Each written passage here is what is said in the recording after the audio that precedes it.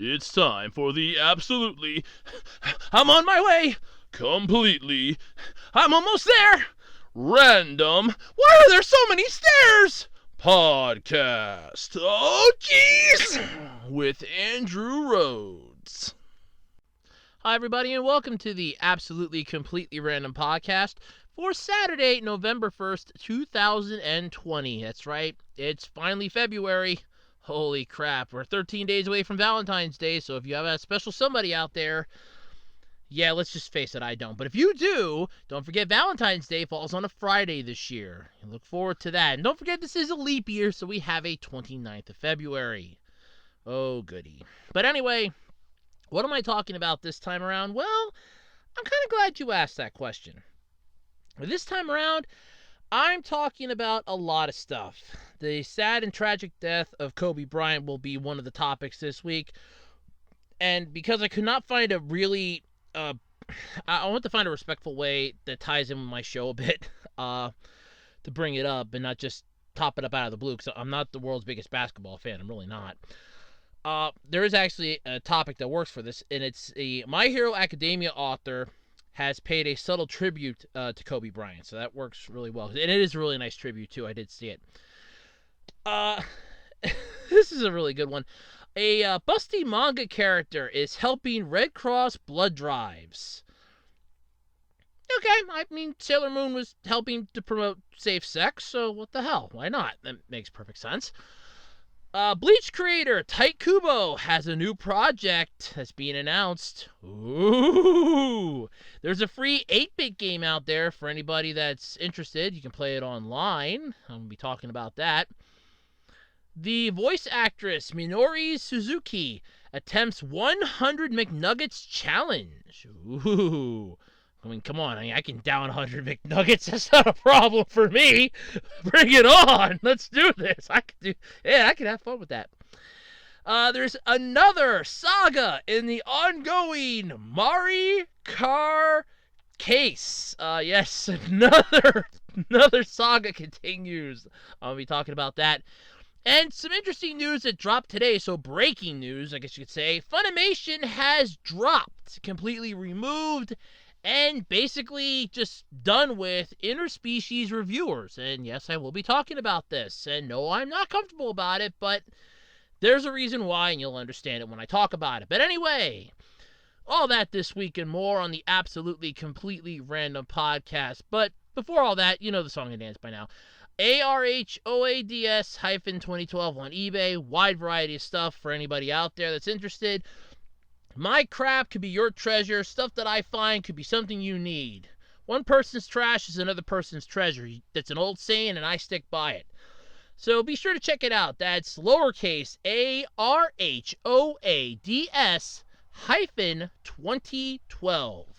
You can also follow me over on Twitter at Otaku Rhodes and check out the official Web Designer 18 Facebook page because, hey, it's the 21st century. I have social media. Why not, right? Alright, so this is usually the part of the show where I go about how my week went. And honestly, I can go with this from last Sunday to today. And this is a complete non-exaggeration how my week went. So, last Sunday I had issues uploading the podcast. YouTube's system is royally messed up for uploading right now. I don't know what their deal is. It glitched out on me at least 3 times trying to do it. I just ended up waiting about half an hour to an hour, and then I did it later, and it updated. It uploaded no problem. So I don't know what gives with that. That was pissing me off. So that was one issue that I had last week. Monday comes around, and what did I do Monday? Oh, Monday I think I went to the dollar. Yeah, I know what I did Monday. Monday I went to my local Dollar Tree. Did a little bit of shopping, so I got some stuff I needed. Got some more puzzles from my grandfather to keep him occupied during the day. And picked up some snacks for during the week. So that was fun. Tuesday, my grandfather had a doctor's appointment, and I had to go to work in the afternoon to do inventory, which was not as strenuous as I thought it was going to be. I mean, when I did inventory at the store that I work at, we got done, it was like after midnight. I went to help at another store to do inventory, and I was out of there at like a little after 9. It was nuts, so that made me happy. But sitting out in the parking lot because I had to leave early so I could beat traffic because I didn't want to get stuck in traffic or anything. I ended up hearing the song One Night in Bangkok by Murray Head, and it has now been my earworm for the week, and it is stuck in my damn head yet, to the point that I have looked up an AMV of it, figuring if it's just going to be stuck in my head, might as well just look up an AMV, and lo and behold, because right now I'm watching Cowboy Bebop, because I found out that the Adult Swim app on my Roku player actually has the Adult Swim app on it. I mean, all right, I had it for a little bit because, know thy enemy. And I found out that I can pull up anime on there. Now, granted, I can't watch any of the newer stuff, so I can't watch Dr. Stone or Fire Force, which really pisses me off because Fire Force was so good the first season. I really want to watch it again. But that kind of pisses me off and sucks. But I was able to watch some Cowboy Bebop, and I have been. I'm up to... I don't even know which episode anymore. I just know it by the name. But I'm rewatching this, and lo and behold, I looked up the AMV for this song, and by the way, an AMV is an animated music video. And lo and behold, boom, here it is. I find an AMV with Cowboy Bebop for One Night in Bangkok. So now, I figure if it's going to be stuck in my head for a while, which it's going to be, it is way too catchy of a song. If you follow me on Facebook and Twitter, I posted it, so you know that it's stuck in my head, and it's been my kryptonite this week. It pisses me off, but it's true. So that happened. Wednesday I did laundry, went to the store, came back home, so that was kind of a dull day. Thursday I slept in. Didn't really do much of anything on Thursday. Yesterday was sort of a meh kind of day. Found out that the latest Puzzles & Dragons collaboration, Yu-Gi-Oh's collaboration, started. I got 3 Gandora, Dragon of Darkness, 2 Mai with Cyber Harpy, 2 Mystical Elves, 3 Karibos, 1 Guy of the Fierce Knight, and I got freaking Yugi. And because they were given Magic Stones from like December to January 31st. You got 5 Magic Stones just for logging in. And Cap, which I really want to give a big shout out to Capone Aldrin, or Cap, I'm allowed to call Cap.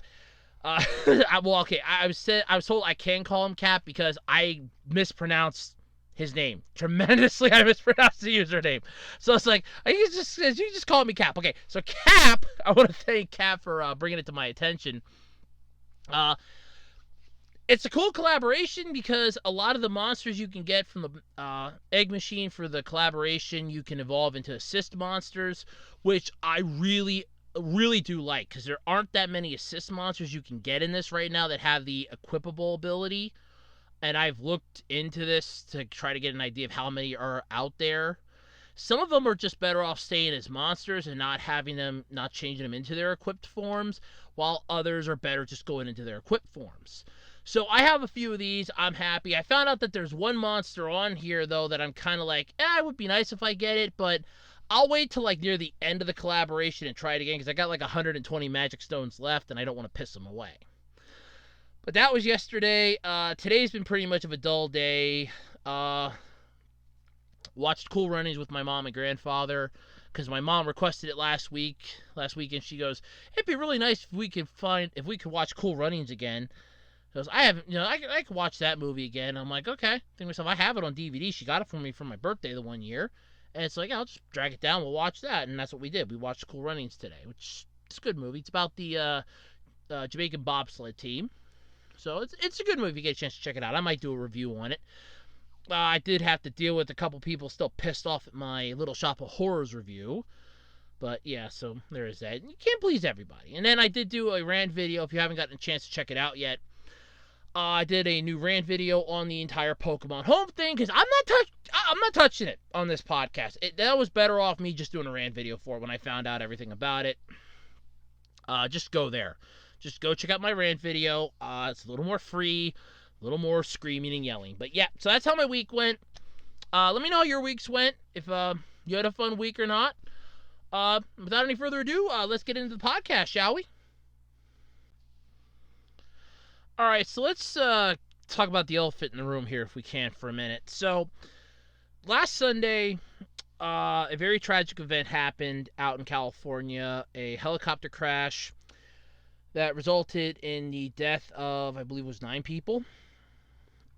Two of those people were Kobe Bryant and his daughter. I'm not sure off the top of my head her age, and I'm still waiting for the article to load up because my computer's going slow today for some unknown reason. But yeah, so that was really tragic. I didn't know anything about it.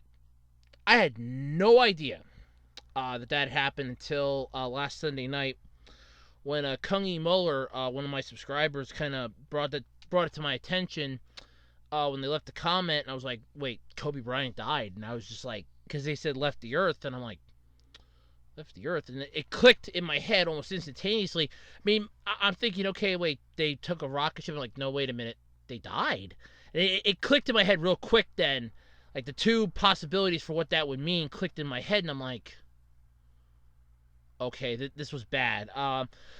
So I immediately hightailed it over to Twitter, and I'm checking Twitter out. Because if you're ever looking for news, if you're ever looking for information, if you're ever looking for, like, a confirmation, or at least trying to get multiple ideas of is it true or not, there's two decent places you can check. If it's international news, I check the BBC. Because the BBC, they don't screw around. I've noticed that. Whenever there's, like, a death or a tragedy or something, if they have it, it's pretty much legitimate. They don't screw around. They don't. ABC, Fox, CNN, stuff like that. They mess around too much. There's no qualification. There's no clarification.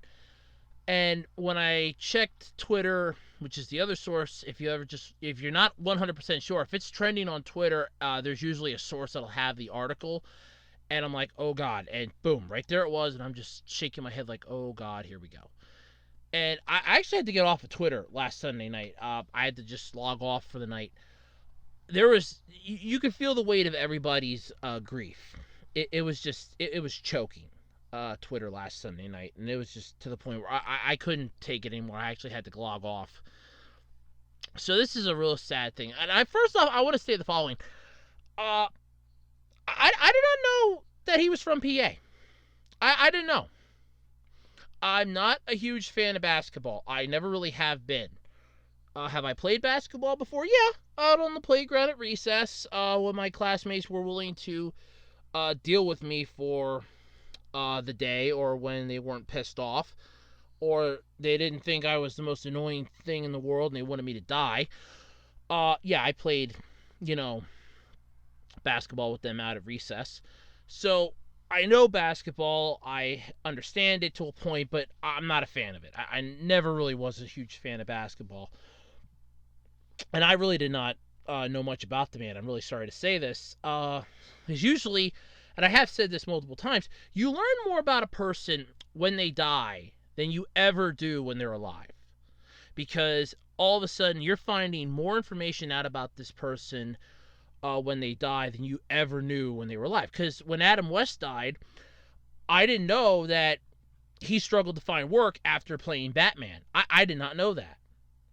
And I learned that after he died. There are so many things that you learn about people after they pass on. It's horrifying. But My Hero Academia's author, though, has paid a really subtle tribute to Kobe Bryant. There's a really nice picture in the article here. It's Deku, and it looks like Deku's carrying, I know the one's got to be Eerie, and I think the other one's the Hydro Kid. I can't think of what his name is off the top of my head. He's like carrying them. He's happy and smiling, and he's wearing shoes that are similar to the style that Kobe Bryant had. It's a really suitable tribute to him. It's nice. I'm not gonna lie.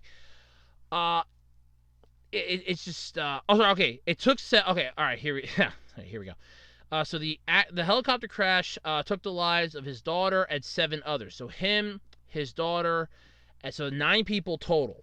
That's horrible. Wow, that's scary. I'm not gonna get into anything in regards to the crash or anything, because there's a bunch of stuff going on that the pilot shouldn't have known. Pilot shouldn't have flown. Other flights were grounded. I'm not getting into any of that. I don't care who's at fault at this anymore. Nobody survived it. Okay? Don't speak ill of the dead. Because, I mean, as far as I know, the pilot's not alive anymore, so don't speak ill of the dead. I'm not going to go into why it crashed, if it should have been flying. I don't want to get into any of that. If there's any comments in the comment section about it, the comment's going to get removed. I'm 100% serious on this. I'm not having any of it. You don't speak ill of the dead. And like I said, I have nothing to add to it. I have nothing to say at all. I have no opinion on it whatsoever. When it's your time, it's your time. That's all there is to it. But My Hero Academia, their upcoming movie, Heroes Rising, which is going to be hitting the U.S. soon. Well, the author, Kohei Horikoshi, shared a special... I can't even talk tonight. A special illustration to express his excitement as he managed to include a suitable but nonetheless touching tribute to the late basketball legend Kobe Bryant. And like I said, it is a very nice picture. It really is. Signifying everything that this holds dear. It is a very nice picture. If you get a chance to check it out, I highly recommend it. It's in the article. Just go down to the description. It's in the article. You cannot miss it. It is a very, very loving picture. It is just, it's wonderful. It really is. It is a tragedy what happened. I'm not going to lie.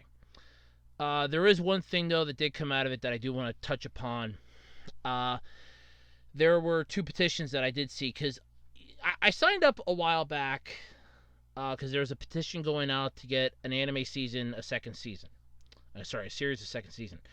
And I signed that. Somebody started it on change.org, which, let's face it, we all know change.org petitions do diddly shit. They're worthless. But I saw that and I had signed up for it, and I was about maybe a year and a half to 2 years ago. Ever since then, I get email notifications. Hey, we think you might be interested in this. Sign this one. No, you might be interested in this. No, you might be interested in this. No. But 2 of them came up not too long after this happened. One of them was like the next day, wanting the NBA's logo to be changed. And have Kobe Bryant be on the NBA logo. And I'm not going to lie, it would be nice, but at the same time, I don't want to speak ill of the man, but he wasn't, the greatest gift to basketball. Like I said, I don't know much about basketball, but I do know one thing. Nobody in the world is perfect. Everyone can be beaten by somebody else. Someone will always come along that will do something better. If you, let's say you're a farmer, and, somebody else will come along and they can grow crops better than you. They're better at it than you. If you play a sport, there's always going to be somebody that can outshine you. That's just how the world works. Nobody is perfect. There's nothing that you're 100% good at, because there's always room to improve. And everyone can, be better than you. Everybody can always be one step better. There's always somebody, more better at it than you are. So what bothers me a little bit about this one, and don't get me wrong, I get where the gesture's coming from, and it is a nice gesture. Do something nice to pay tribute to the man. I know his high school has a gymnasium named after him. I think there's probably a scholarship, I think, that he has. Don't quote me on that. I think if not, that's something you could do. Because, I learned a bit about the man during the week, so I'm not going to lie. I have learned a bit about the man. You could do a scholarship. I think there might be one, but if not, that's an idea.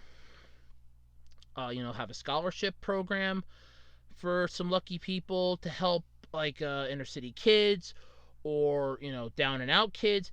That's an idea. There's a whole slew of things you could do.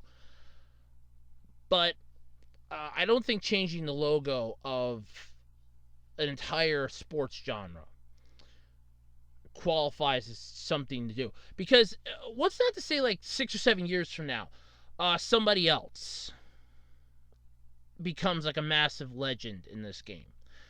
And then all of a sudden, they have a bigger impact than he had, and then they die, and then somebody will want to change it again, and it just opens up a slippery slope. And like I said, I don't mean to speak ill of the man. He seemed pretty nice. I'm not gonna lie. Like I said, I don't know much about basketball. I don't follow it. It's not exactly one of my things that I follow because I could never get into it. I never could. I wasn't the type of person that I would sit and watch a basketball game. I've watched like 3 or 4 football games in the last, I want to say like 20 years. I've watched like 3 or 4 football games. That's it. One Super Bowl. Oh, sorry. Let me rephrase that. I have watched 3 Super Bowls. So maybe 5, because I remember 2 Broncos Super Bowls. One Super Bowl I got invited by my one friend. I'm trying to remember. So I think I went back the second time. I'm trying to remember if I actually watched the game. Yeah, I think it's alright. So probably 6. But either way, it's less than 10 that I've watched in football. I have not actually sat down and watched from start to finish, mind you. Okay, from start to finish. I have not watched a basketball game from start to finish. I've seen clips of it. I've walked in on one every now and then. I have not watched one from start to finish at all. But you want to honor the man, like I said, do a scholarship to help people aspire to the same pedestal that he's on. Do like a program to get stuff for kids in schools. And make a legacy out of the man, something that will live on long, like 10, 20, 50 to 100 years from now, where you're still talking about it and it's still a thing that happens. Do something like that. Changing a logo of a sport, that's too big of a slippery slope for me. That was the one petition. Then there's like maybe a couple days later, there was one that I didn't realize this had happened. So somebody was calling for TMZ to be finally shut down for good with this. Apparently they had broke the news before the actual police and officials could notify the next of kin.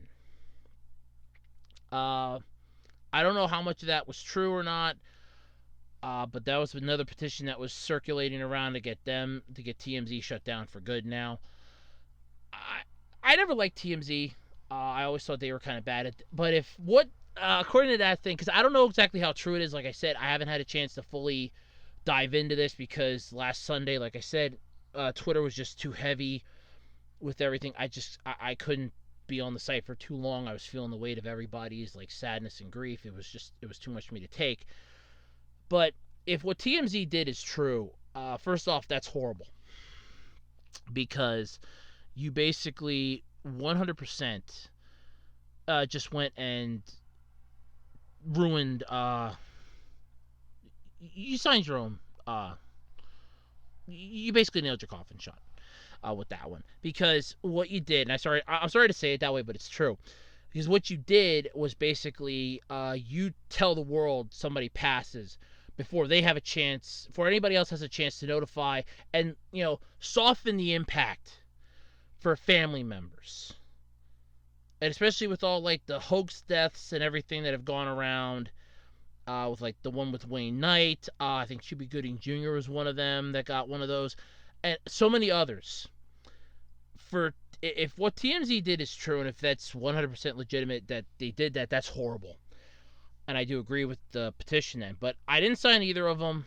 But those were the 2 things. So you're going to have stuff like that's going to pop up. So just do your due diligence. If you do see one of those, don't do anything really stupid. Don't sign something unless you actually read it, you believe it. Do like some research beforehand. But it is still sad what happened. There's no getting around that. It is horrible what happened. Yeah, I mean, like I said, from what I could see, it looks, really, yeah, it is. But yeah, it's the pictures in the article. Check it out; it's really nice. I think, I really do. I think Hirokoshi, or Hiri, is it? Hirori Koshi, My Hero Academia's author did a really good job of this, of the illustrator. Did a really good job with this picture. It is really nice. I'm not going to lie. But, as always here, with the podcast whenever somebody dies, with the exception of Mr. Peanut, because that was a marketing stunt that now sadly is dead in the water, and hopefully will stay that way. No offense. I didn't like the marketing campaign. I made my point about that last week. As we always do here on the podcast when somebody passes away, let us please have a moment of silence, if we may, for the sad and tragic passing of Kobe Bryant. If everyone could please have a moment of silence.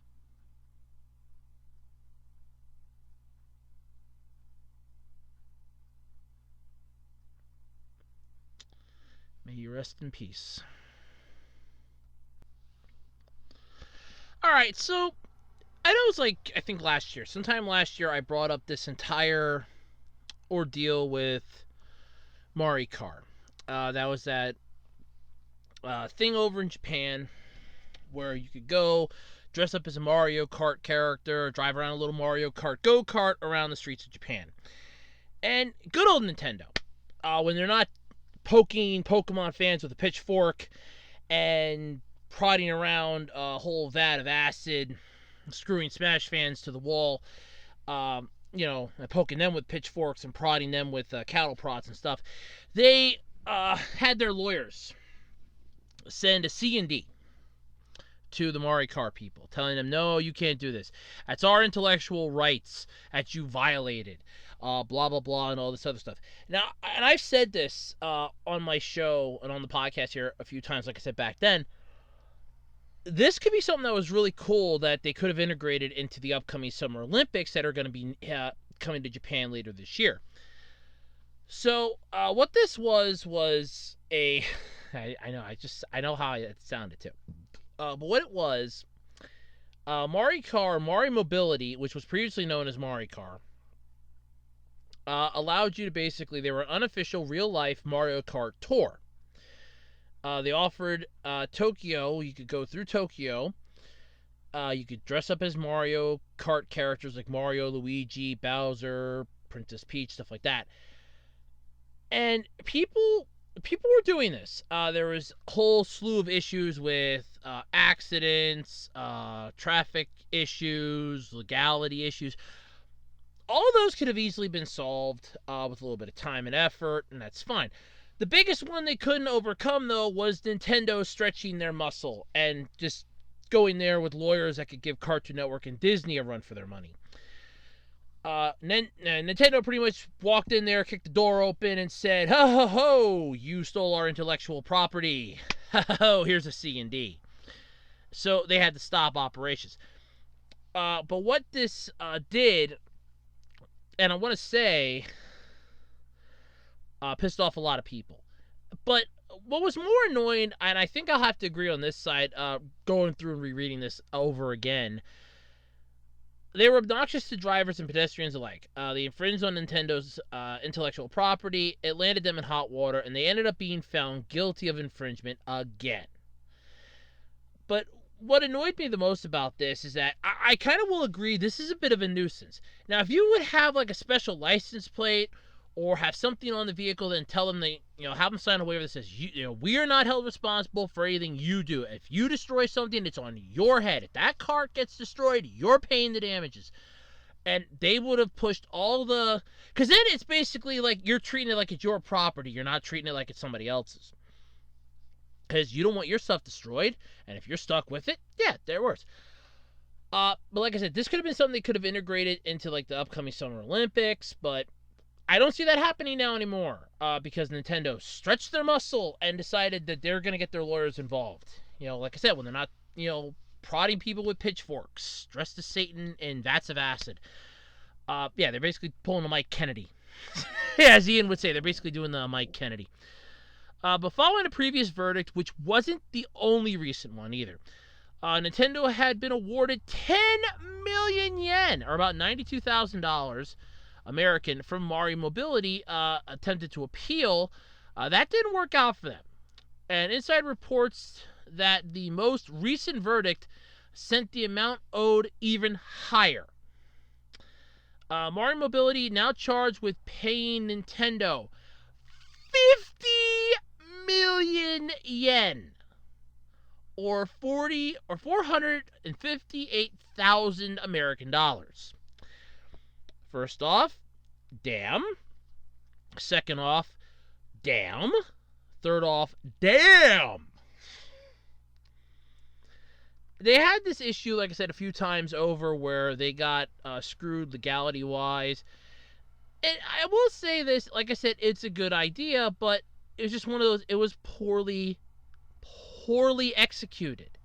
If they would have, contacted Nintendo and worked out a deal with Nintendo, I think Nintendo would have been cool about this. Like I said, fix up a special license plate, get permission from the local municipalities, have a special section of the city where you can do this. All of that stuff would have worked out for them. But no, it didn't happen. So the blue shell, though, finally fell. They're screwed now. It's a 50 million yen payout they have to make. So you could go through quick, because I have two different articles, by the way, because one might have a little more information than the other. So you could go through the streets of Tokyo, Osaka, and other locales in Japan. But this is just bad. Mario Mobility began after, Nintendo stretched their muscle and said, ho, ho, ho, here's a C&D. They eventually began offering other types of costumes and rebranded as Street Cart as a way to further distance themselves from the IP infringement claims. Yeah, let's just go with this. If it smells like a duck and quacks like a duck, chances are it ain't a goat. Last time I checked, if it smells like a duck and it quacks like a duck, it sure as hell ain't a goat. So it's got to be a duck. So, the Mario Kart rides have been a fun activity for tourists and locals alike. They're also fraught with some understandable concerns. They skirted seatbelt laws in the past based on technicalities. There have been accidents during the outings, like I stated, and Nintendo and other major IP holders also like to maintain control over their properties and images. So, figure it this way. You wouldn't want to see Hello Kitty roaming the streets of Japan in a go-kart crashing headlong into a bus filled with school kids. Or you wouldn't want to see Goku driving down at 105 miles an hour in a busy Osaka street and then lose his head all of a sudden because he goes underneath a massive, truck. That'd be bad for not only the IP, and that's just two examples. I don't know if they have actual characters like that or costumes like that. I'm just giving examples. You don't want somebody to die doing this, and you don't want somebody to get hurt utilizing a character that's going to scar children and ruin not only the company's reputation, the character's reputation, and everything else. That could be bad. So, yeah, there's a massive amount of issues here. There's no way to ensure that a passerby won't see the organized drive as a Nintendo-approved activity and hold them responsible for the accidents. So, figure it this way. You see Mario and Luigi get into a fender bender with, like, a delivery truck. You're not going to think, oh, I'm going to hold whatever company is responsible. I'm going after Nintendo, because it's Nintendo stuff. So they instantly associate it with Nintendo. First off, that's marketing, and that proves that Nintendo's marketing works. Put, popular characters out there, and it's understandable that they'll be found, and they'll be seen. You'll instantly be able to connect who they are to what. But the fact that you have the possibility of accidents, injuries, death, massive legality payouts, that would scare the shit out of me in a heartbeat. I wouldn't want anything to do with this. I'd be sending out C&D orders out my ass like it isn't funny. I'd be pushing so much paperwork that the Mario Mobility people would have been basically buried up to their eyeballs. I'm being dead serious on this. I fell for them. I did. But when you actually sit down and think about it, yeah, Nintendo's got a point. And this is one of the few cases where I will agree Nintendo has a point. So, Mario Mobility is trying their damnedest to not have to pay them, but it didn't work out. Now they got to pay 50 million yen instead of the 10 million yen. The blue tortoise shell dropped and nailed them for an extra 40 mil. But on top of this, Nintendo, because now this is where I start to lose my sympathy for Nintendo on this.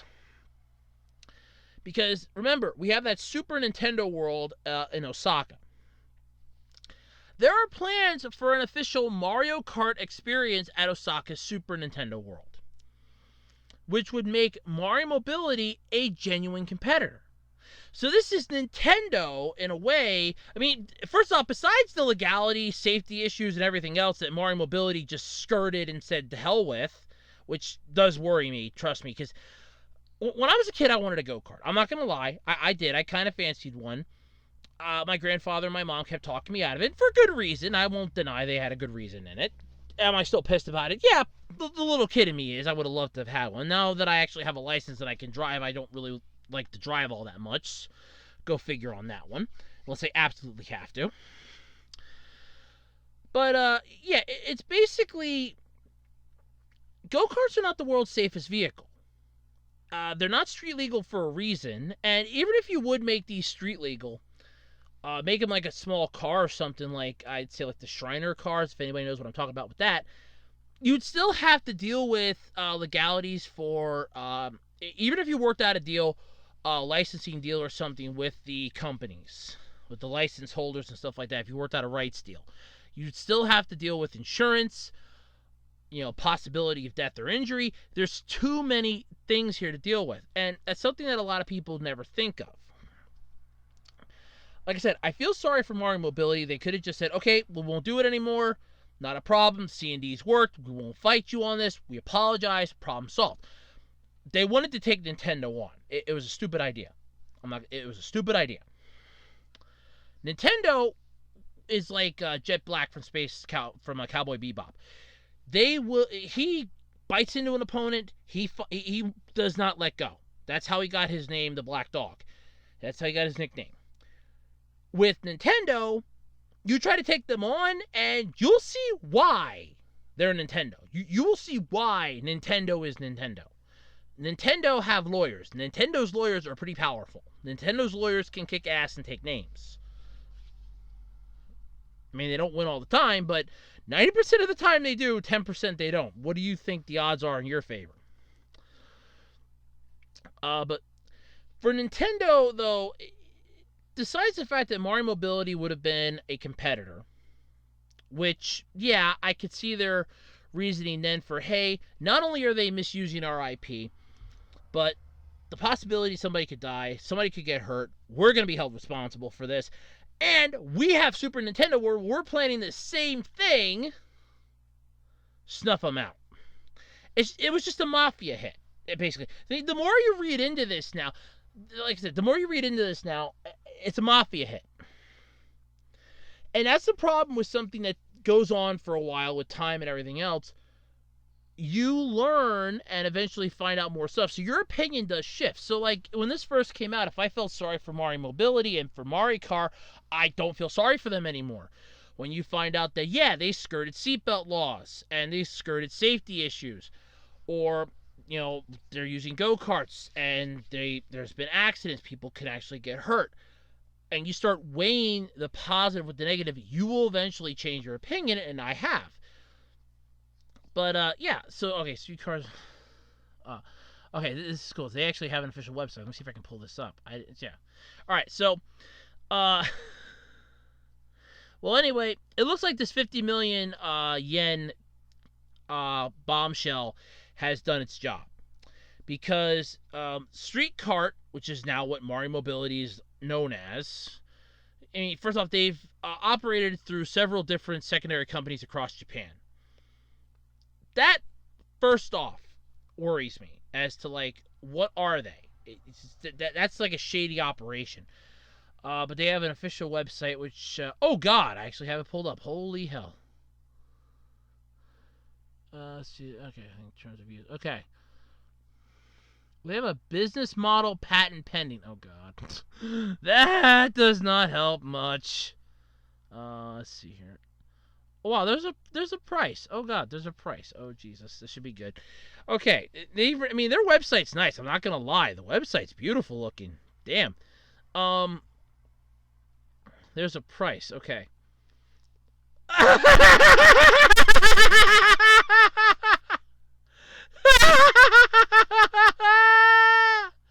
Oh, okay. So here's their price point. What the hell is this? Is this just like oh my god, this is in general. Okay, K through M course. Oh god, this is in general. Oh Jesus, this is sad. So the regular price for this is 10,000 uh JPY. So that's Japanese. I guess that's Japanese yen. 10,000? God damn. Uh, holy hell. And then that's the regular price. The SNS review price is 8,500. It's per PAX. I don't know what that means. But basically it says here, including go-kart rental fee, gasoline fuel costs, costume rental, driving guides, consumption tax, and photo shooting. Oh god. Yeah, I'm starting to not feel so sorry for you now. Oh, okay, here we go. SNS review price. Oh, this should be fun. Okay, just talk about your experience or share it at your SNS blog. We welcome reviews on TripAdvisor, but please be advised that due to our company regulations, the review itself is not valid for any discounts. Then why the hell bother even having it? What the hell do you care? There's a VIP desk where they have a concierge VIP desk for those who require exceptional care during our card experience. We also appreciate enthusiastic optimists to experience our cart sensation tailor-made. Bloggers, YouTubers, Instagrammers, and etc. Please feel free. Oh god, wow, they can't even spell right. Unless it's a translator program going to hell, but damn. Please feel free to contact us when such service is needed. Oh god. That's just course K through M. About 1.5 to 2 hours at this course K through M, we will drive around the bay side of Tokyo. When we stop at the signal, people at the crosswalks will pause to take pictures, and people wave. Many customers say it felt like we were celebrities. Only for sofa. If you are walking, oh god, they cannot.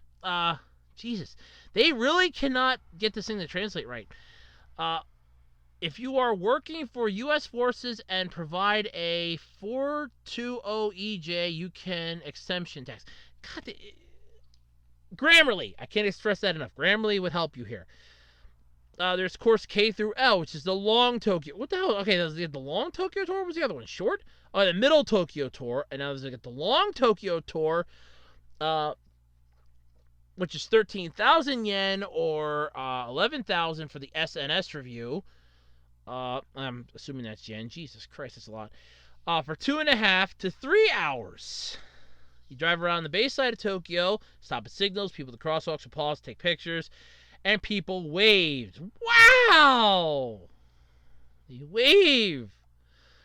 And then KB through L is the long Tokyo tour with boat cruise.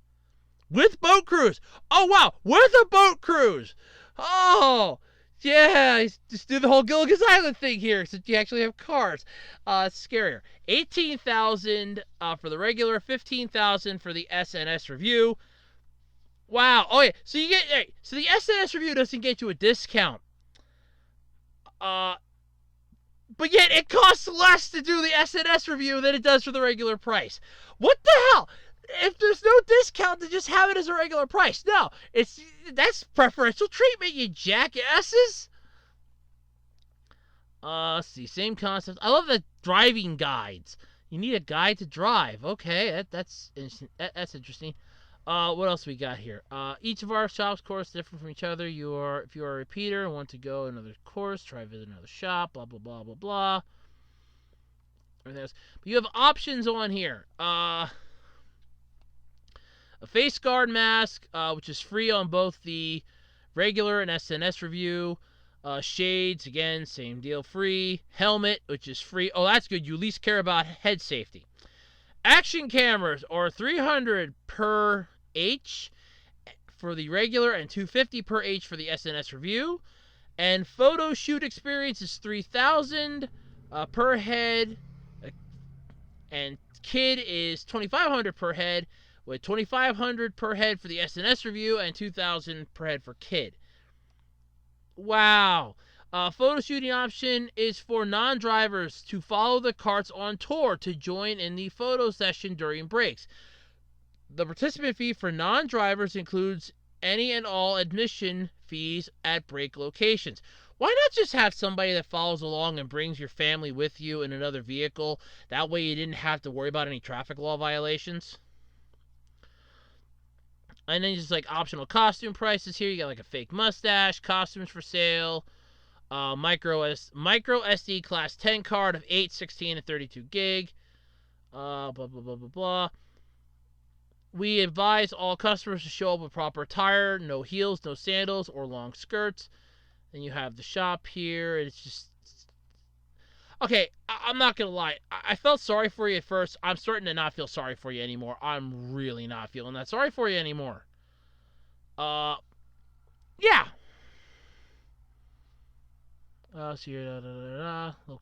I love this. News. Thank you for your continuing support. We at Street Cart is providing our service as usual. Street Cart is fully complied through local governing laws in Japan. Street Cart is in no way a reflection of Nintendo, the game Mario Kart. We do not provide rental of costumes of Mario series. No, you don't provide rentals anymore since your ass got the C&D and forced to pay 50 million yen. But you're going to be having to sell a shit ton of... you have to be selling a shit ton of seats to get that money back. There's like a whole bunch of stuff here. This is insane. This is nuts. Okay, like I said, I felt sorry for you. Now I don't feel that sorry for you anymore. I really don't feel that sorry for you anymore. I'm starting to not feel sorry for you. A healthy, adventurous recreation service. Oh, that's just fun. That provides our customers the opportunity to ride our custom go-kart on the street. Street Cart is in no way a reflection of Nintendo, the game Mario Kart. They have this like 3 times on their about section. I'm not even joking. It's like 3 times on here. Every spot that's like caution. And they have that down on here. I was like, we are in no way, shape, or form. And, we do not provide rentals of costumes for Mario series. We are in no way a reflection of Nintendo, the game Mario Kart. Yeah, okay, we got it. You're called Street Cart, not Mario Kart. I get it. You have the activity flow here. You got the specs for the kart vehicles. I gotta admit, the karts are actually pretty cool looking. What they got here? Okay, engine displaces air-cooled 2-stroke single cylinder separating gas. That's not too bad. Peak output, max torque, compression ratio. That's not bad. You got user's voice, unforgettable memories. Okay, so I see Batman. What looks to be a bunch of hipsters. Damn to find out what the other one is. Yeah. Like I said, why not just have like a vehicle go in front of them and you're on a tour? It's a tour group. Oh my god, jeez, this is just hilarious. But I love the about section where they are literally going, we are in no way, shape, or form a, rip-off of Mario or a thing for Nintendo. Do not come after us anymore. It's like they're definitely turned.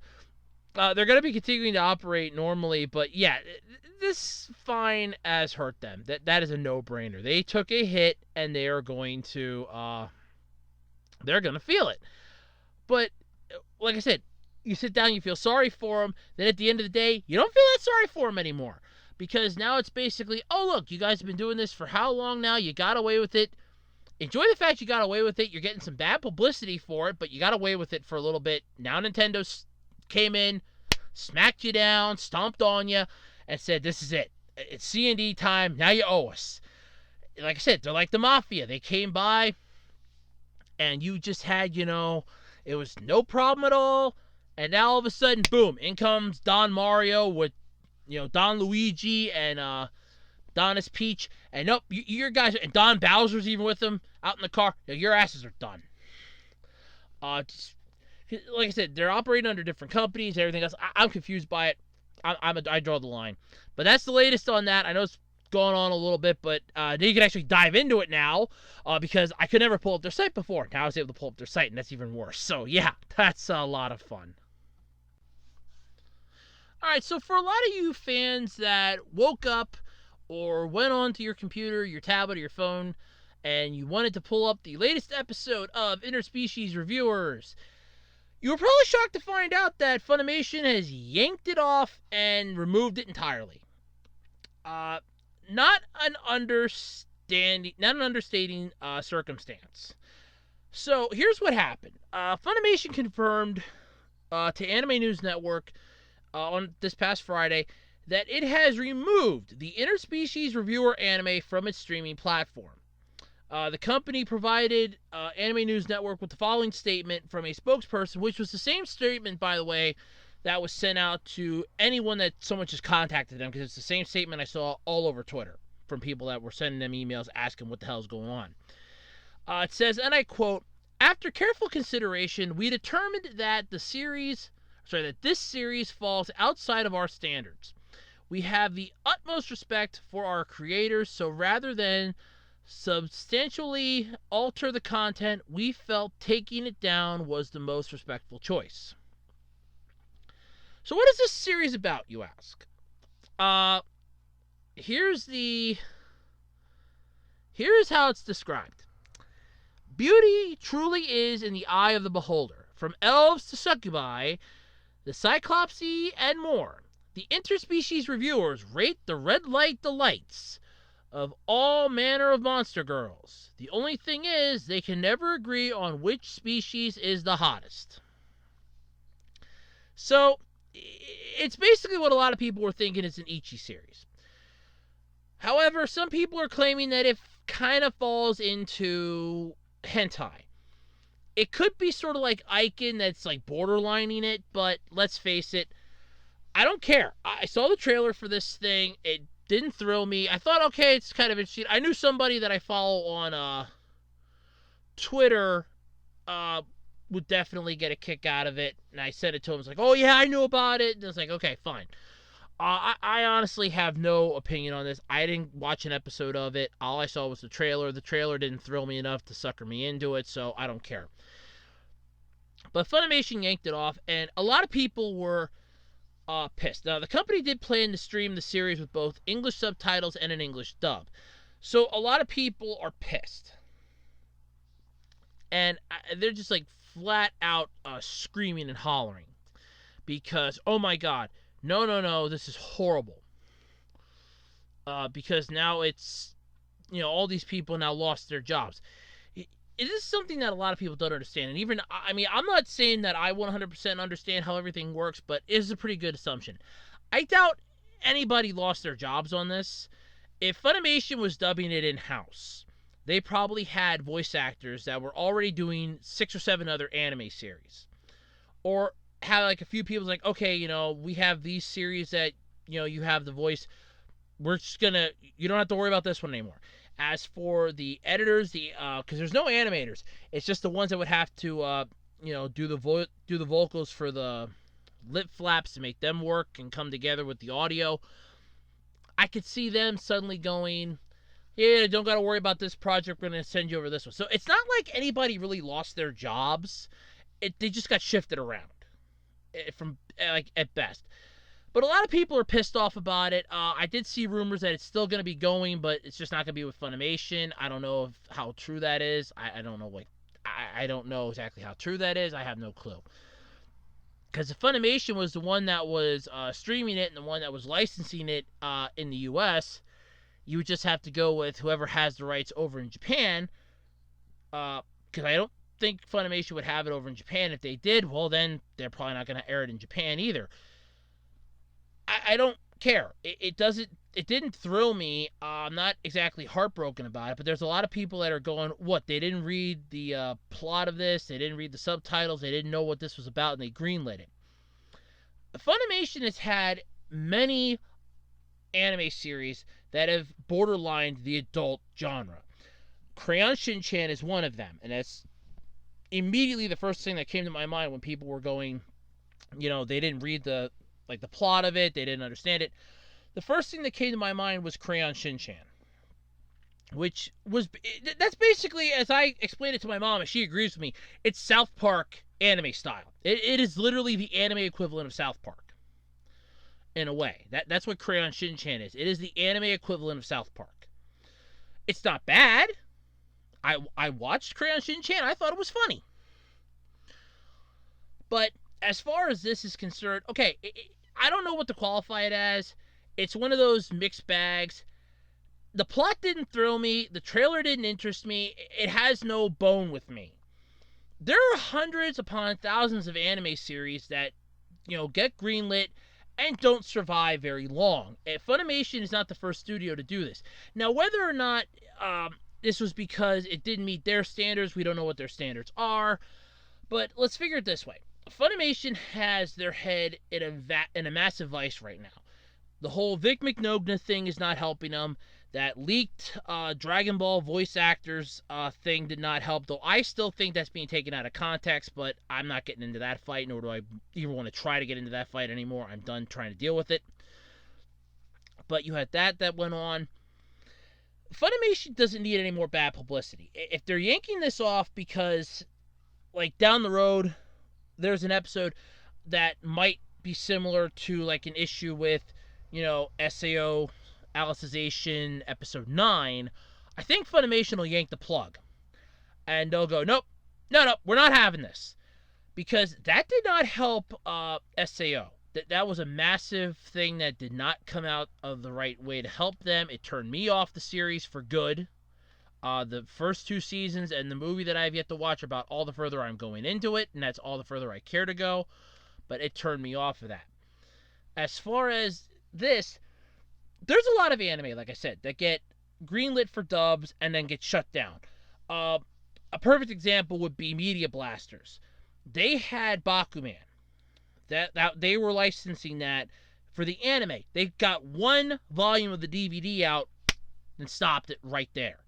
Volume 2 never made the light of day. And Volume 1 is so out there now. So many people had it. I had it. I sold it. I could buy another one for a couple bucks on eBay because it's practically worthless.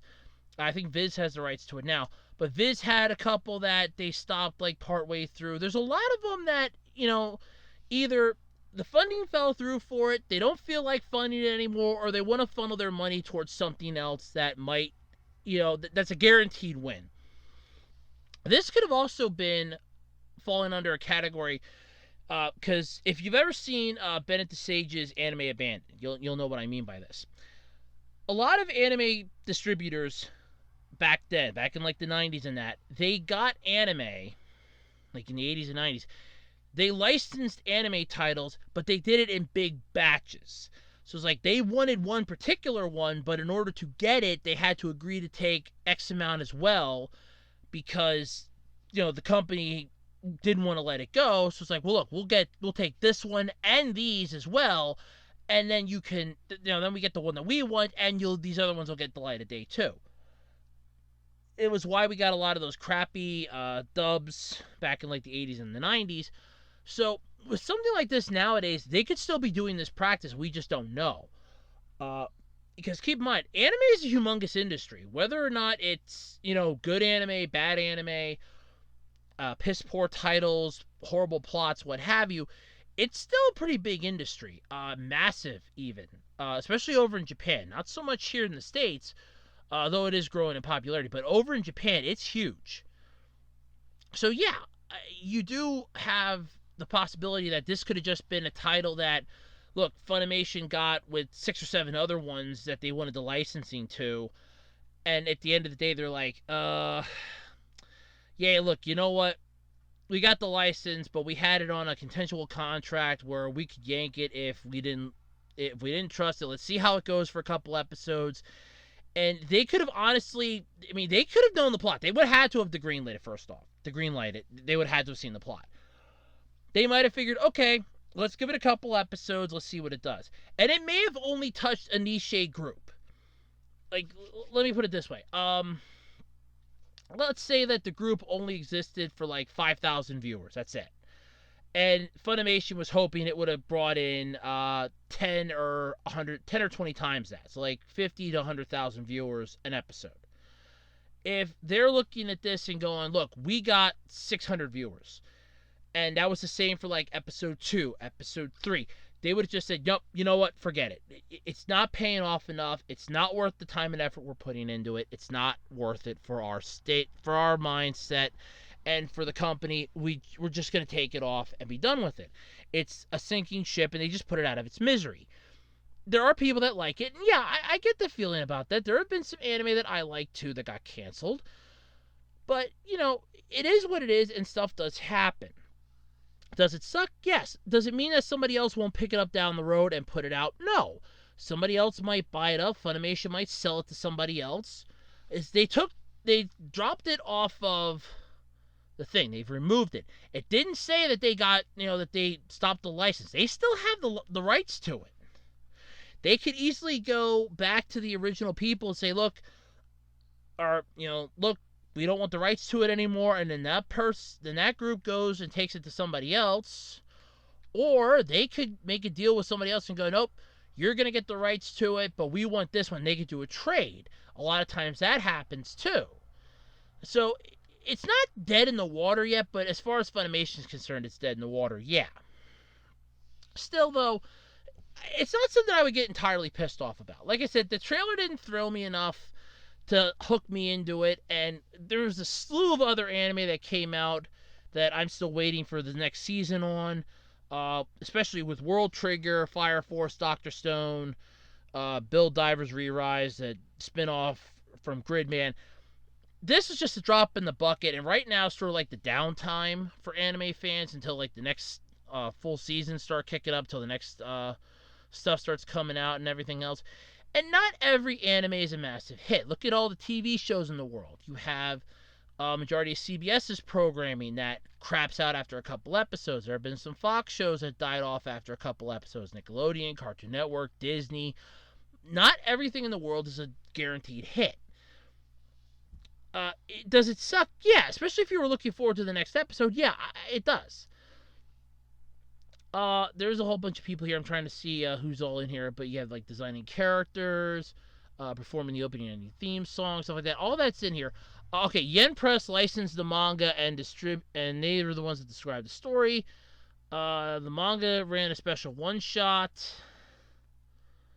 But yeah, so there is that. Like I said, it's not completely dead. Funimation could have easily just said, look, we'll give it a shot, and they could have honestly given it a shot and just figured, okay, let's see what happens. And then all of a sudden, it's just like, okay, this isn't working out.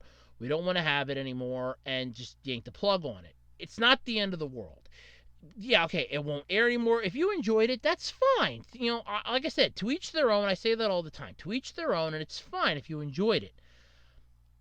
If you're upset that it's gone, be constructive about it. Don't just get uppity that Funimation just completely yanked it away. They had their reasons. So, it is what it is. But, yeah, it sucks. I won't lie. It sucks when any anime gets canceled. But for the fact that they tried it, for them, they could have honestly said, okay, let's try it. Let's give it a shot. They might have already been uncomfortable with it to begin with. But the people behind the scenes could have said, hey, look, give it a shot. We guarantee you that this will meet the genre that we're aiming for. There's a lot of people in it. And they just missed the mark. And it only appealed to X amount of people, and the X amount wasn't enough to meet what they said it was going to get. We don't know the whole story as to why, for Funimation's reasoning behind it. That honestly could just be their reasoning behind it, that it doesn't meet their standards.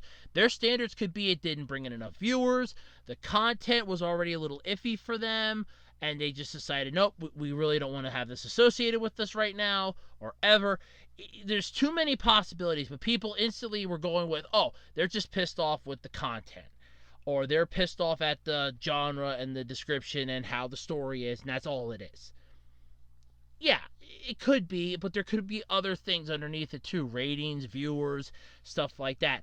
there's a whole slew of stuff that we don't understand. They just said doesn't meet their standards. It didn't say standards of what. So there's a massive thing. But yeah, it sucks whenever an anime gets canceled. But it is what it is. It doesn't, like I said, if you're that concerned about it, granted it won't do much of anything, but you can always try a change.org petition to get like another company to pick it up. Send emails, try to, give suggestions to people, start a group on Facebook, Twitter, stuff like that. There's a whole slew of stuff people can do. Do videos on YouTube about it, or other sites. I think there's like a whole bunch that probably have it up, I think. But yeah, it is what it is, like I said, and that's really all the further I'm going to go into it. It sucks, yeah, but it happens. Alright, so here's a little story about me that not a lot of people know. So, when I used to eat out a lot, I used to go to McDonald's. That was, it's cheap, affordable, and I love their chicken McNuggets. When I was a kid, I always had a Happy Meal, chicken nuggets, and a Coke. Then, because my one uncle said, you really got to eat something more than a Happy Meal, and yeah, I was growing out of it because they wouldn't sell it to you after a certain age, because and you're like a teenager going to order a Happy Meal, they kind of look at you like you're weird. I evolved into the cheeseburger. That shut my uncle up, and yeah, the rest was sort of history. But I always loved the chicken nuggets, and you could just get them separately then. I love the 10-piece, and whenever they have it out, and whenever I feel like going into McDonald's, or if I'm, out and it's like, oh, look, I have a couple extra dollars. Hey, I could really go for some chicken nuggets. Or I could really go for McDonald's today. I stop and get some McDonald's. Yeah, I'll order the chicken nuggets. Or a cheeseburger or a quarter pounder, double quarter pounder, I don't know. But I love chicken McNuggets, basically, is what I'm trying to get at here. And I remember there was a time I got the 10, I think it was the 10 or the 20 piece. No, it's the 20 piece. And my mom goes, you're not going to be able to eat all of those. She goes, that'll work out well. You'll have some for tomorrow. We'll take the rest of them home. We can put them at home, and you can eat them tomorrow. I finished off the 20 McNuggets and the fry that I had, and that was it. And I'm just thinking to myself, oh, ye of little faith, you don't think that I'm going to be able to finish 20 chicken McNuggets. Now, that's my anecdote.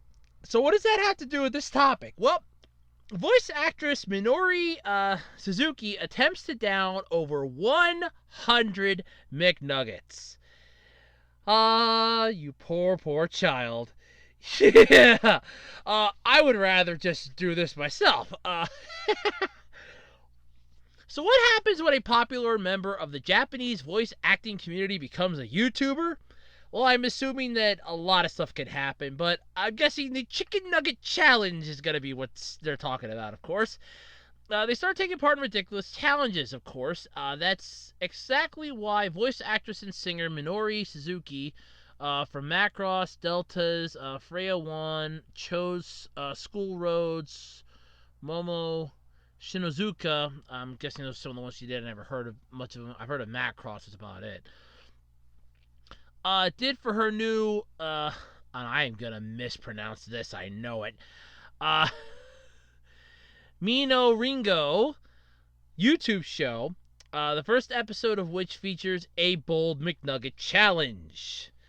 I almost kind of feel like I'm in Beekman's world, with the Beekman Challenge. Whereas this one, it's the McNugget Challenge.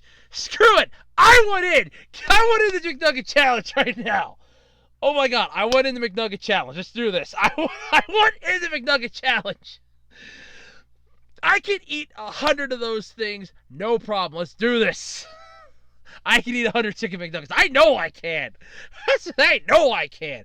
I'm gonna be full, but yeah, I'm gonna make. And I can eat them dry. Screw the sauce. I'll eat them dry. If you want, add an extra 20 on for the fact that I won't have sauce. I'll do 120 because I'll eat them dry. So according to Suzaku's theory, the proper combination of a positive attitude and the right sauces will make it possible to continue eating McDonald's Chicken McNuggets forever. She tested her "it's possible to eat infinite chicken McNuggets" theory by taking 7 15-piece packets of the McD staple. Oh, this will be fun. 7 15 pieces, Jesus Christ. They got 15-piece Chicken McNuggets over there in Japan? What the hell? God damn it! All we got's 20 over here. I have to get 5. Screw it. I'll just get 5 of those. That's 100. I'll get 5 20. I can just see that going to McDonald's. Yeah, can I get 5 20-piece chicken McNuggets, please? Let's see here. They cost about $5. It only cost me about $25. Hell, I went into the McNugget challenge. Let's do this. It's like $5-6 a piece. Maybe like $25 $30. Let's do this. Let's freaking do this. I'll get my buddy. I'll get one of my friends to come to McDonald's with me. They can have the camera. They can record it once I'm doing it. It's like the McNugget challenge. Boom, it's on. Do it at the freaking McDonald's. But I'll do it out in the parking lot. Then they don't have to worry about McDonald's getting pissed. I'll do it in the parking lot in the car. God damn, I went in. I went in on this challenge right the hell now. Sign me the hell up. I went in. God, this is fun. No sauce either. So I have to add an extra one then. Shit, I'll have to get 6 of them then.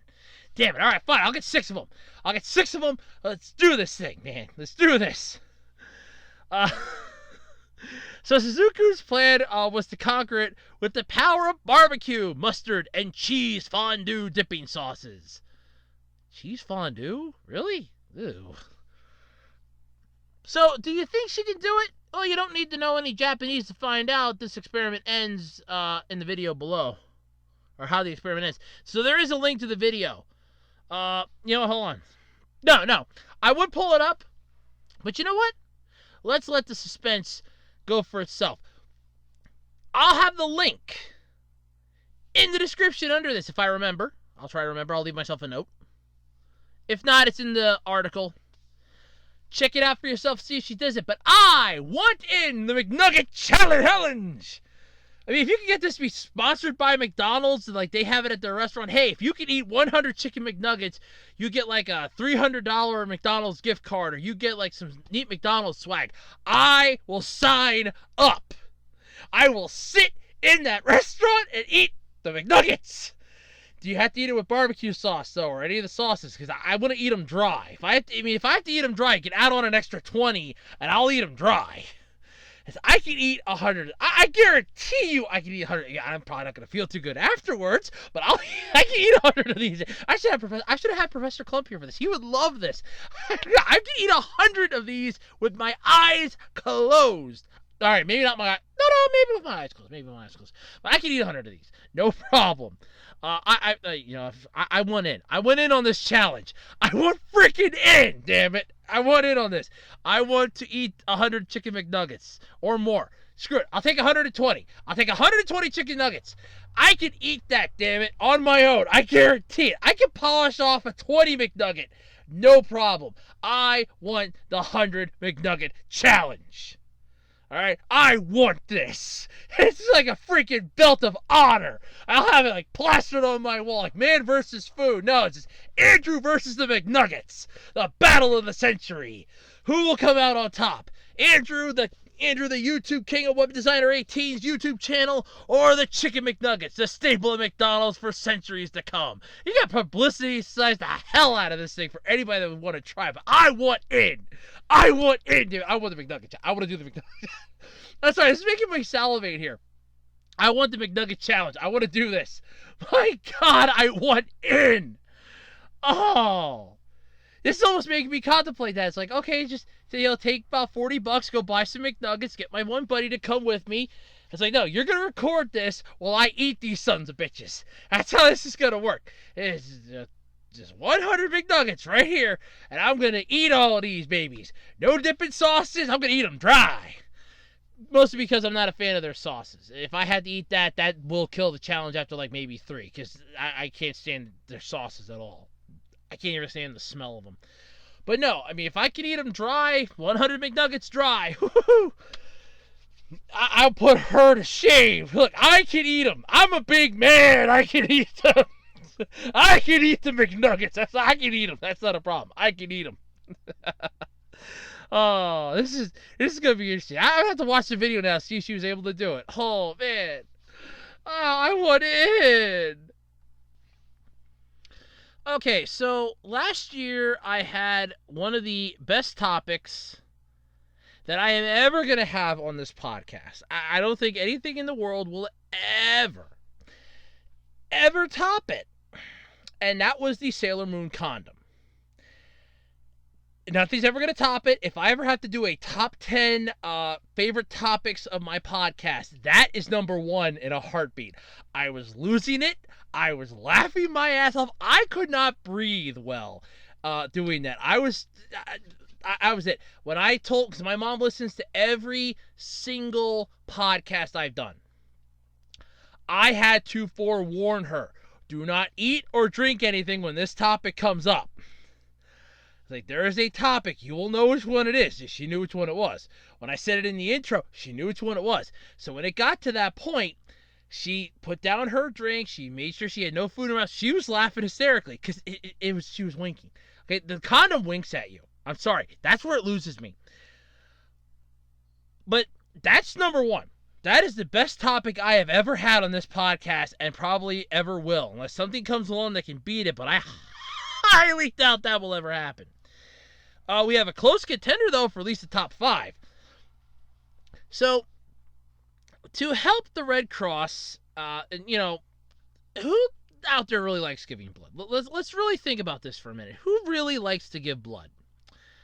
It's creepy. It freaks me the hell out, and there's always the possibility that you're going to get denied anyway, even though you really want to help. But when it comes to convincing folks to give blood, sometimes it takes a campaign that really stands out among the crowd.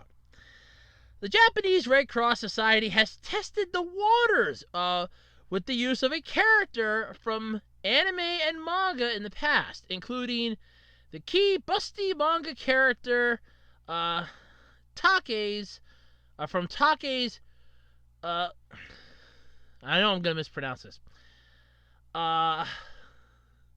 Uzaki-chan Wants to Hang Out series.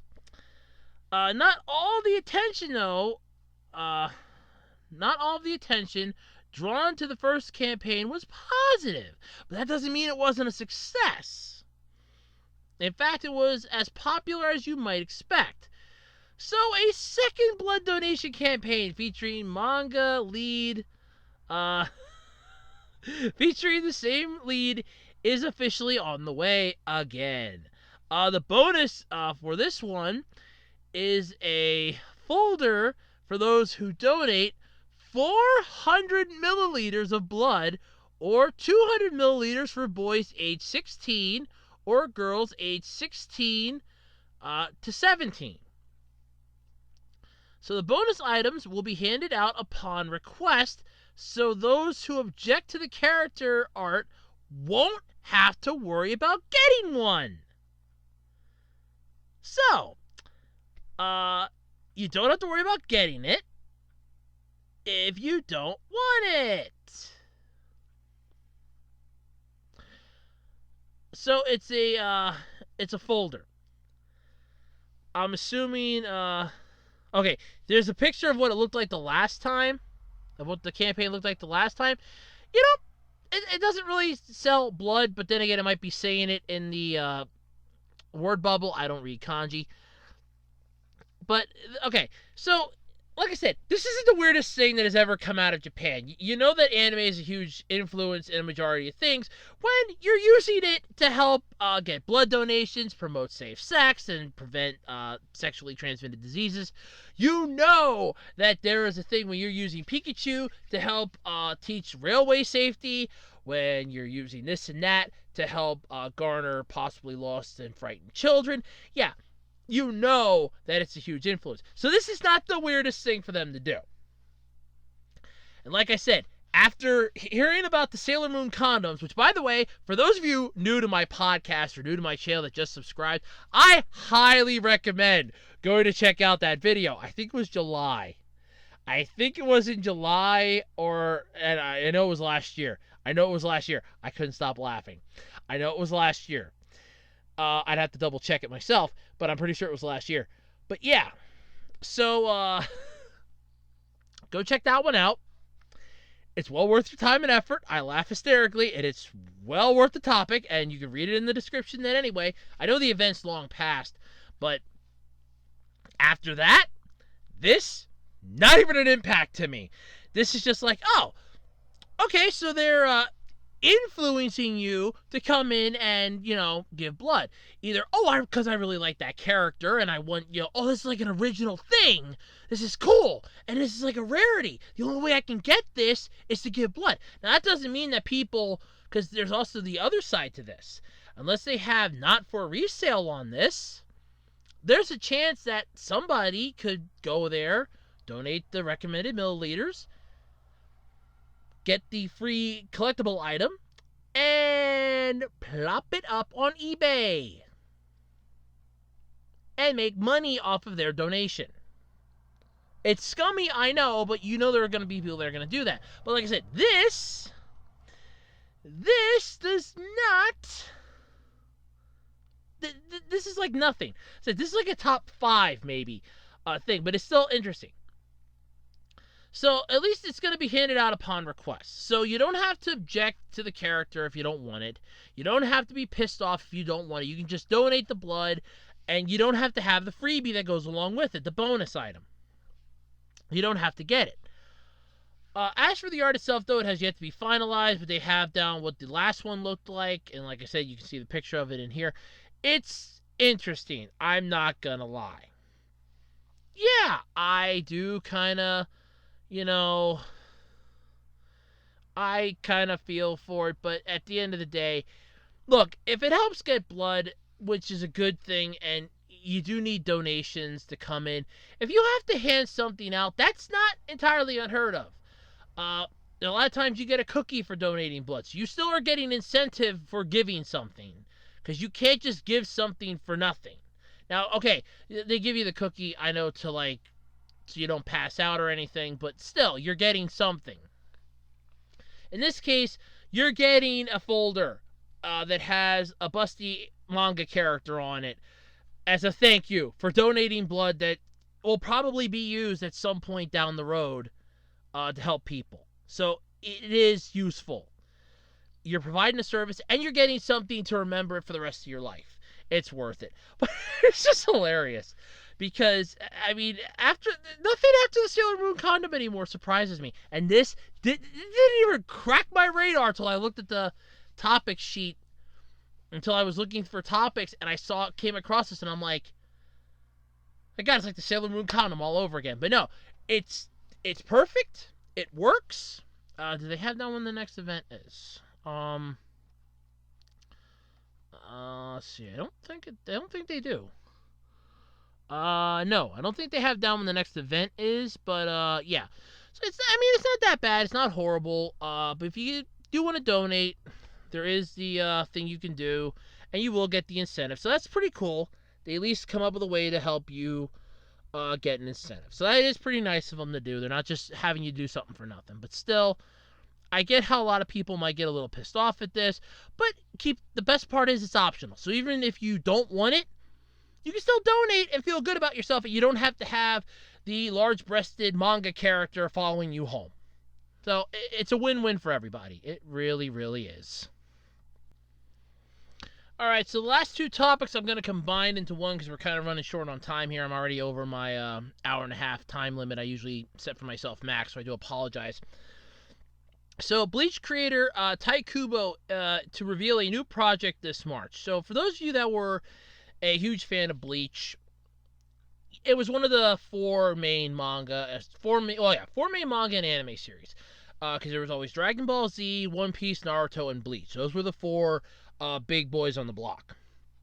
And, like we all know, Dragon Ball Z ended, then got replaced with Dragon Ball Super, then it's the newer thing, which the manga's still going on, but the anime's been trapped in its own it ended, so that had to be started up again.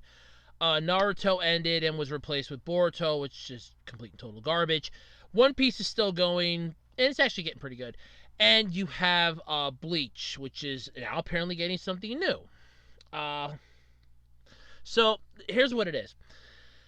Basically, according to a listing for Anime Japan 2020, there's going to be an event to host a stage show called Bleach 20th Anniversary Project and Tai Kubo new work presentation.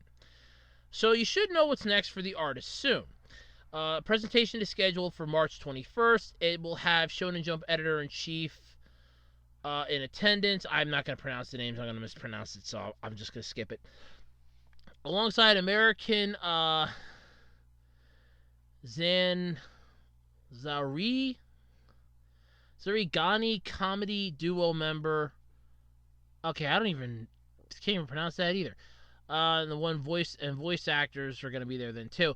There isn't much though to go on right now, but a new teaser website launched. All right, let me see if I can pull it up. Yep, I can. So a new teaser website launched alongside the news, including the logo for something called Bleach Face Again. I just have to stay tuned for more info as it comes out. Let's see what comes up here when you... Okay, that's pretty cool. You go onto the site. It's Bleach-20th anniversary.shonenjump.com, and it literally just comes up Bleach Face Again, and that seems to be about it. Yeah, there's nothing else on this site. That's it. There's nothing else here. It just says, yeah, it does. It just says Bleach Face Again, and it's and it flickers every now and then. That's it. And then there's Tight Kubo and Shueisha copyright down at the bottom. So yeah. So looks like we're getting a new Bleach series. At least continuation, sequel, spin-off. Hopefully, I don't want to say spin-off, sequel like Boruto, because Boruto's a hot freaking dumpster fire. But yeah, it's, I mean, we did end on a nice little cliff note from the manga series with Ichigo and Orihime having a kid who's also part Soul Reaper, Renji and Rukia having a kid who's Soul Reaper, and there's going to be like another one, I think. It would be pretty cool to see like the next generation of Soul Reapers, or better yet, have like the continuation of the actual manga, because where the anime originally ended and where the manga ended, there's a nice gap in there that we could get, which would be pretty cool to have that closed. Looks like we'll just have to wait till March to find out more about the Bleach update. But as for topic number 2, so this is an interesting thing. So for those of you that like 8-bit co-op browser games, you're going to love this. So Dorohedoro, no, don't ask me to say that again, lands a free 8-bit co-op browser game. Now, I love free. Free I love. So the new anime based on the manga by Q Hayashidai has been airing for a few weeks now. I've never heard of it, by the way. I like that it goes, anyone checked it out yet? The question mark. Taking that I haven't even heard of it, I'm going to go with no. Yeah.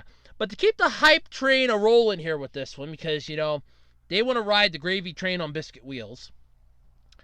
The official Twitter account for the series has announced a free video game for this series. It's called, okay, I gotta say it again anyway, Dorohedoro 8-bit game, Living Dead Day Survivor. Oh, great, it's a freaking zombie anime, isn't it?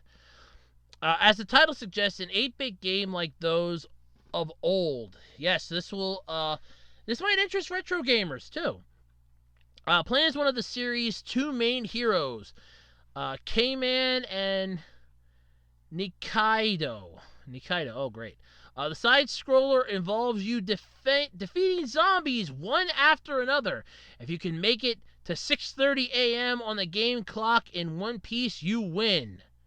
Like those old 8-bit side-scrollers, you can team up with a friend for some co-op action. What the hell? Is this like Five Nights at Freddy's? You gotta make it to 6:30 in the morning on the game clock to survive in one piece, too, mind you. And zombie apocalypse, you gotta survive till 6:30 in the morning. Are you insane? How do you... I'm looking at a screenshot. Okay, so up in the left corner, there's a screenshot here. So up in the left corner, there's a clock. That'll tell you the time. So I'm assuming... at least I'm hoping it's not this way, but I'm assuming that every 30 seconds is probably a minute. Or every 15 seconds might be a minute. I don't know. But, oh, God. That, whew. Okay. The game is available until February 1st. You may not be able to play it now anymore. When was this article? Okay, the article was published on the 27th, so I do apologize. Let me see if it's still up yet. Let me pull it up here quick. Open new link. Let me mute this just in case there's any copyrightable audio. I don't need to get comic code screwed. No, I guess it's down already. No, alright, I guess it's not, oh no, okay, wait, hold on. Yeah, limited time only, play for free. Living Dead 8-bit game tournament. May not work in your PC, browser settings. These no event has a problem, blah, blah, blah. So there's repair. Yeah, no, I think it's done. Okay, so there was a, yeah, so there was a game that you could play. There was a game you could play. I mean, for something like this, why don't you just make it so you could actually, like, get it, just play it all the time. Yeah, so in commemoration of the popular episode Living Dead Day, broadcast Living Dead Day 8-bit game tournament will be held for a limited time until 23:59 on February 1st, Japanese Standard Time. Play the game and get products. Okay, so yeah, there was, I apologize. Keep in mind, I get my topics, throughout the week, so yeah, there was a game. There was a game. Looked pretty interesting. From like the shots that I've been seeing here, looked pretty cool. Maybe somebody might have found a way to get it off. I don't know. Looked pretty interesting. But here's how Viz Media describes the anime. In a city so dismal it's known only as the Hole, a clan of sorcerers have been plucking people off the streets to use as guinea pigs for an atrocious experiments in the black arts. In a dark alley, Nikaido finds Cayman, a man with a reptile head and a bad case of amnesia. To undo the spell, they're hunting and killing the sorcerers in the Hole, hoping that eventually they kill the right one. But when Ein, the head sorcerer, gets word of a lizard man slaughtering his people, he sends a crew of cleaners into the Hole, igniting a war between two worlds. That's actually how they describe this. So, yeah, that sounds like it sucks. Yeah. Okay, so there are prizes for high scores. It's not clear, though, what those items will be available to those outside of Japan. You can't really play it anymore. I do apologize. I didn't know it was only until February 1st. Because they don't tell you any of this in the thing. Like I said, I only found it this morning. I get them throughout the week, and this was, like, the last couple because two other topics I had didn't pan out because I couldn't find the article again, so I just had to quick look for something. And yeah, I do apologize if you were hoping to play it. Sorry for misleading you.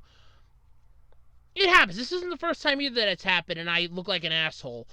And I look like a jackass. It happens. So, shit happens. But, so yeah, there was a free game you could play. Gotta love how the fact that free instantly equates to, only until a certain date, then you can't do it anymore. Yeah, gotta love that part of free, huh? But there was a game you could play. It's no longer available. I'm sorry for that. But anyway, that was those two topics. I know we are way over the mark here. I do apologize for that. Alrighty, folks, and that's going to do it for the slightly longer than usual episode of the Absolutely Completely Random Podcast. I do apologize for the time length. I know I'm going to catch hell from my mom because she's going to look at that timer and go, "That's too long of a video! That's way too long for your podcast. I said an hour and a half max. I don't mind a couple minutes over, but you're like a good 10 minutes over, you little bastard." She's going to get a little pissed, so she's going to be a little irate. But yeah, it is what it is. Stuff happens. The Maricar thing took a little longer than I thought, and I did want to talk about the Kobe Bryant tragedy that happened. So that did happen. So that did take up some time. So I do apologize if you only think it's going to be like an hour long. I'm like a good 40-some minutes, and I'm still going yet. Shut up, Andrew. I do apologize anyway. Don't forget to submit your questions for February's Q&A video. What did I say the date again? Because I know February ends on a freaking Saturday this year. Oh yeah. I think 24th, because then I can record it on the 25th. That's right. 24th, 12 a.m. Please. Thank you very much. That's about all I got then this week. Don't forget to follow me on Twitter at @TakeRoad. Check out the official Web Designer 18 Facebook page. Hit the subscribe button. Hit the thumbs up if you liked the video. Thumbs down button if you want me to basically just go to hell. Just tell me to go to hell. Don't forget to leave some comments. Remember, I police my comment section, so please abide by YouTube's guidelines for properness. I do police them. I have no choice. And until next time, I'm Andrew Rhodes. I for some reason can't shut up. I'm Andrew Rhodes. Have a wonderful night. Have a wonderful week. And I will catch you next time here on the absolutely, completely random podcast. Bye.